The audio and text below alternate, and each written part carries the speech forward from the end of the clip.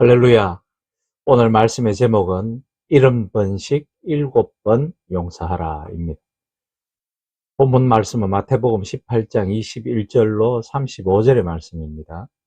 그때에 베드로가 나와 이르되 주여, 형제가 내게 죄를 범하면 몇 번이나 용서하여 주리이까?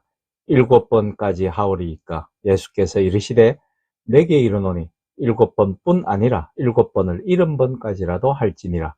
그러므로 천국은 그 종들과 결산하려 하던 어떤 임금과 같으니 결산할 때에 10,000달란트 빚진 자 하나를 데려오매 갚을 것이 없는지라. 주인이 명하여 그 몸과 아내와 자식들과 모든 소유를 다 팔아 갚게 하라 하니 그 종이 엎드려 절하며 이르되 내게 참으소서 다 갚으리이다 하거늘 그 종의 주인이 불쌍히 여겨 놓아 보내매 그 빚을 탕감하여 주었더니 그 종이 나가서 자기에게 100데나리온 빚진 동료 한 사람을 만나 붙들어 목을 잡고 이르되 빚을 갚으라 하매 그 동료가 엎드려 간구하여 이르되 나에게 참아주소서 갚으리이다 하되 허락하지 아니하고 이에 가서 그가 빚을 갚도록 옥에 가두거늘 그 동료들이 그것을 보고 몹시 딱하게 여겨 주인에게 가서 그 일을 다 알리니 이에 주인이 그를 불러다가 말하되 악한 종아, 내가 벌기에 내가 내 빚을 전부 내가 빌기에 내가 내 빚을 전부 탕감하여 주었거늘 내가 너를 불쌍히 여김과 같이 너도 내 동료를 불쌍히 여김이 마땅하지 아니하냐 하고 주인이 노하여 그 빚을 다 갚도록 그를 옥졸들에게 넘기니라. 너희가 각각 마음으로부터 형제를 용서하지 아니하면 나의 하늘 아버지께서도 너희에게 이와 같이 하시리라. 아멘. 오늘 설교 본문에서 베드로는 예수님께 이렇게 질문합니다. 형제가 나에게 잘못한 일이 있을 때 몇 번이나 용서해 주면 되겠습니까? 7번까지 용서하면 충분합니까? 베드로는 아주 넉넉하게 숫자를 잡은 것으로 보입니다. 왜냐하면 유대인들은 보통 3번까지 용서하면 되는 것으로 알고 있습니다. 비슷한 이야기를 다루고 있는 누가복음 17장 4절에서도 예수님은 제자들에게 7번이라도 용서하라고 가르치셨습니다. 유대인들의 전통보다 2배 이상이나 되는 숫자죠. 이제 베드로는 예수님의 동의를 얻겠다는 생각으로 7번 정도 용서해 주면 되겠지요? 라고 물은 겁니다. 이에 대해서 예수님은 22절에서 예상외의 답변을 주십니다. 내게 이르노니 7번뿐 아니라 7번을 70번까지라도 할지니라. 여기서 용서의 숫자는 대폭 늘어났습니다. 아니 엄청나게 늘어났죠. 7번을 70번 한다면 490번이나 되죠. 이는 끝없이 용서하라는 뜻으로 들리웁니다. 이것은 불가능한 것에 가까워 보이죠. 불가능해도 예수님의 말씀이니까 이를 악물고 따라 해야만 할까요? 이 말씀에는 마태복음 기자가 속한 초기 기독교의 어떤 특별한 사정이 있다고 봐야 합니다. 마태복음 기자는 7번을 70번까지 용서하라는 예수님의 말씀에 이어서 하나의 비유를 듭니다. 이 비유는 복음서 중에서 꼭 여기에만 나오는 비유죠. 천국은 그 종들과 결산하려 하던 어떤 임금과 같으니 라는 문장으로 비유가 시작되죠. 내용이 흥미진진합니다. 임금은 자기에게 1만 달란트를 빚진 채무자를 잡아왔습니다. 이 채무자는 지금 자금 관리를 잘못했는지 아니면 국고를 빌려 사업을 하다 망했는지 어땠든지 간에 임금에게 그는 천문학적인 금액의 재정적인 손해를 끼친 것으로 보입니다. 그 일로 이미 감옥에 그는 갇혀 있었습니다. 신약 시대에 오면 1달란트는 금 20.4kg 또는 25kg까지로 추정이 되고 이 금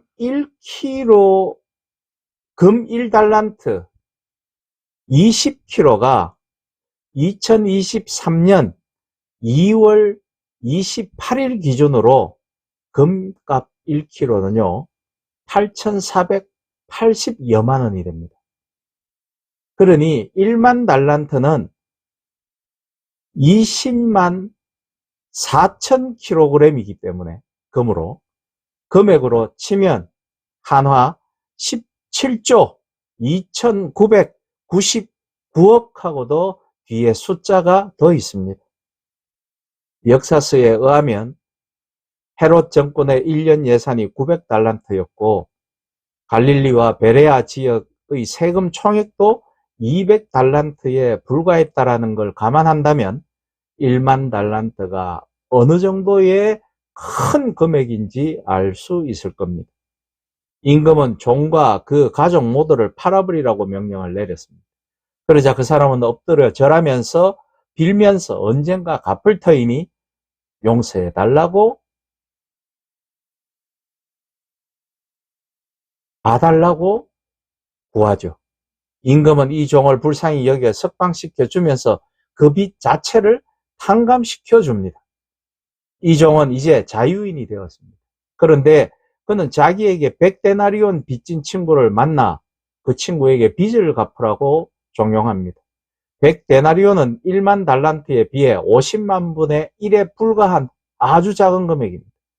참아달라는 친구를 감옥에 가두었습니다. 이런 사실을 알게 된 주변 사람들이 그 사실을 임금에게 다시 알리자 임금은 1만 달란트를 탕감받았음에도 불구하고 100데나리온 빚진 친구를 용서하지 못한 사람을 붙들어 책임을 물은 뒤 감옥에 넣어버렸습니다. 예수님은 이 비유의 결론을 35절에서 다음과 같이 내리십니다. 너희가 각각 마음으로부터 형제를 용서하지 아니하면 나의 하늘 아버지께서도 너희에게 이와 같이 하시니라. 오늘 설교 본문은 크게 세 단락으로 되어 있습니다. 첫 단락은 베드로의 질문과 예수님의 답변이요. 둘째 단락은 예수님의 비유고 셋째 단락은 비유의 결론을 우리에게 알려줍니다. 세 단락이 용서를 주제로 해서 다 연결이 되죠. 이 말씀에 대한 여러분의 생각이나 느낌은 어떠하십니까? 예수 믿는 사람에게는 용서가 정말 중요하구나. 그리고 용서도 형식적인 것이 아니라 진심으로 해야 하겠구나 하는 느낌과 생각이 들었을 것입니다. 용서는 정말 중요한 것이구나 라는 생각이 들었을 것입니다. 그렇습니다. 초기 기독교 공동체는 용서를 기독교인의 가장 중요한 덕목으로 가르쳤습니다. 우리는 주기도문의 한 대목에서도 이런 가르침을 발견할 수 있습니다. 우리가 우리에게 죄 지은 자를 사하여 준 것 같이 우리의 죄를 용서하여 주옵시오. 초기 한국 교회사에 등장하는 손양원 목사 이야기는 마치 전설처럼 들립니다. 자기 아들을 죽인 공산당원을 용서하고 그를 양아들로 삼았습니다. 그리고 그는 좋은 목사님이 되었죠. 이런 이야기를 자주 들은 탓인지 기독교인들은 용서하면서 살아야겠다고 자주 말하고 그렇게 기도합니다. 7번을 70번까지 용서할 수는 없어도 최소한 7번까지는 용서해 봐야지 하고 다짐하겠죠. 그런데 그렇게 마음으로 다짐한다고 용서가 쉽게 되던가요? 기도하신다고 정말 미워하는 사람이 미워하지 않게 포용할 수 있으시던가요? 인간의 본성으로는 일단 용서가 잘 안 됩니다. 그게 사실입니다.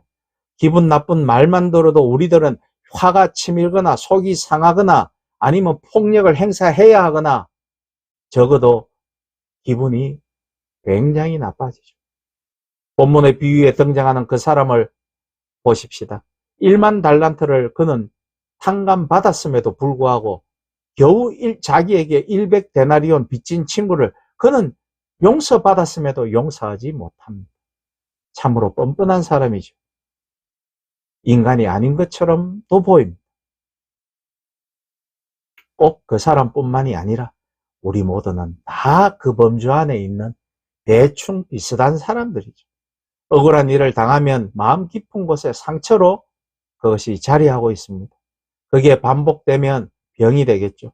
이런 일들이 마태복음 기자가 속한 초기 기독교 공동체에서 실제로 많이 일어났었습니다. 초기 기독교인들은 주변으로부터 억울한 일들을 많이 당했습니다. 신앙 문제로 인해서 일자리를 잃기도 하고 동네에서 따돌림을 당하기도 하고 그들이 근친상간하는 사람들이다라는 오명까지 뒤집어쓰고 박해를 당하고 때로는 순교를 당하기도 하였습니다. 믿음이 약한 신자들은 이런 상황에 직면해서 신앙 자체를 포기하거나 기독교인다운 삶의 태도를 잃어버렸습니다. 속된 표현으로 내가 왜 이렇게 당하고 살지 하면서 악에 바친 신자들도 나왔습니다.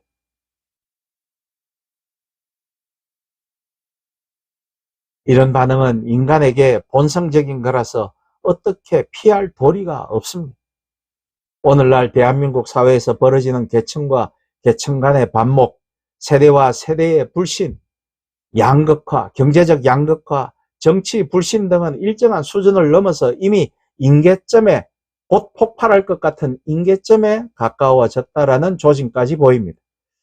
이런 상황에서 무조건 참아라, 용서해라 해서는 문제가 해결되지 않겠죠. 그런 강요는 오히려 문제를 더 심각하게 만듭니다. 더 복잡하게 만들겠죠.